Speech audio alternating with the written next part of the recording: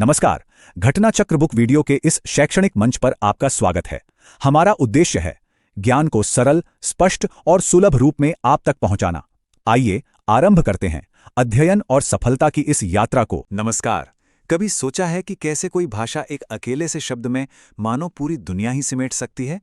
आज हम संस्कृत के इसी जादू को देखने वाले हैं। यहाँ ऐसे ऐसे शब्द हैं जो अपने आप में एक पूरी कहानी कहते हैं, जिसके लिए दूसरी भाषाओं में लंबे लंबे वाक्य लग जाते हैं। तो चलिए इस कमाल के सफर के लिए तैयार हो जाइए। अच्छा, जरा इस पर सोचिए।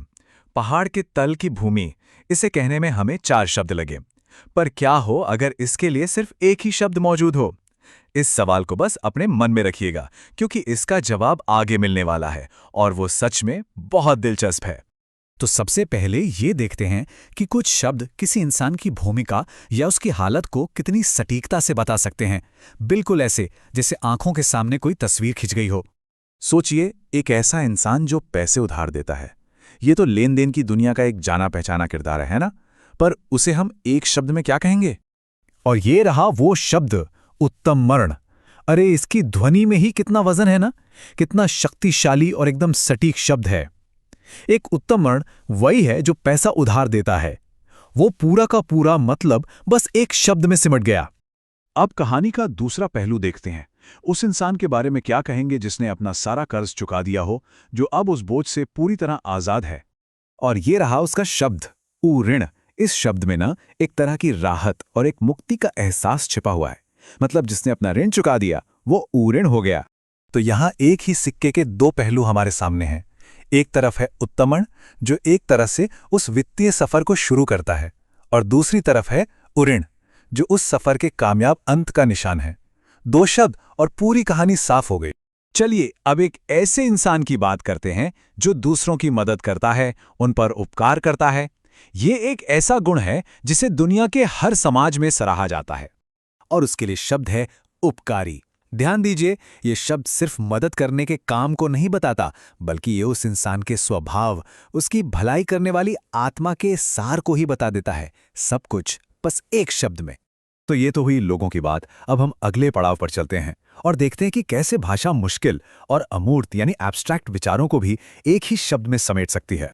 देखिए, इतिहास में घटनाओं को उनके क्रम के हिसाब से दर्ज किया जाता है। अब इस पूरी प्रक्रिया को बताने के लिए हमें एक पूरा वाक्य बोलना पड़ता है। पर क्या इसका कोई एक शब्द हो सकता है? बिल्कुल है, और वो शब्द है इतिवृत्त। ये सच में कमाल का है।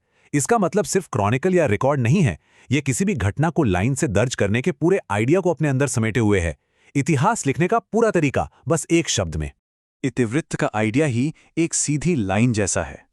घटनाएं एक तय क्रम में लिखी जाती हैं। एक शुरुआत होती है, एक बीच का हिस्सा होता है और फिर एक अंत। मतलब बीते हुए कल का एक व्यवस्थित ब्यौरा। अब एक बहुत ही खास और सांस्कृतिक रूप से महत्वपूर्ण चीज पर आते हैं। किसी के खाने के बाद थाली में जो भोजन बच जाता है, इसे बताने के लिए अक्सर लंबा चौड़ा स्पष्टीकरण देना पड़ता है। इसके लिए शब्द है उच्छिष्ट। देखिए, ये सिर्फ बचे हुए खाने के बारे में नहीं बताता, बल्कि इसके साथ जो सांस्कृतिक और सामाजिक मतलब जुड़े हैं, उनको भी अपने में समेटे हुए हैं। सोचिए, एक शब्द में कितना गहरा अर्थ है। चलिए अब अपने आखिरी हिस्से की ओर बढ़ते हैं और देखते हैं कि कैसे ये सटीक शब्द हमारे आसपास की दुनिया और प्रकृति को नाम देते हैं। याद है हमने शुरुआत कहाँ से की थी? पहाड़ के तल की भूमि।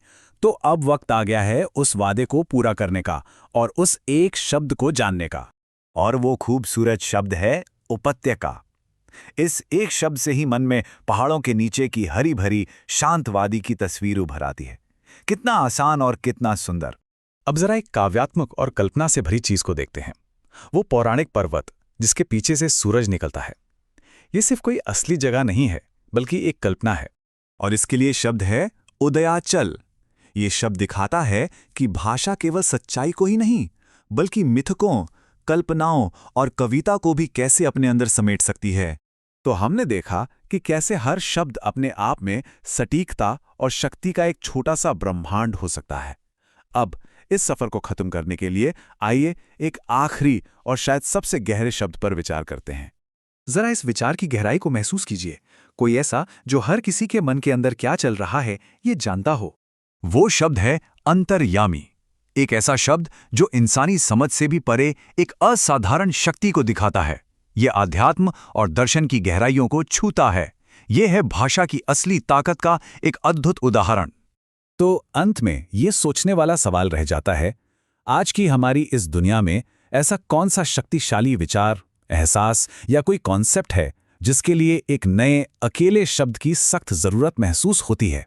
इस पर सोचिएगा जरूर।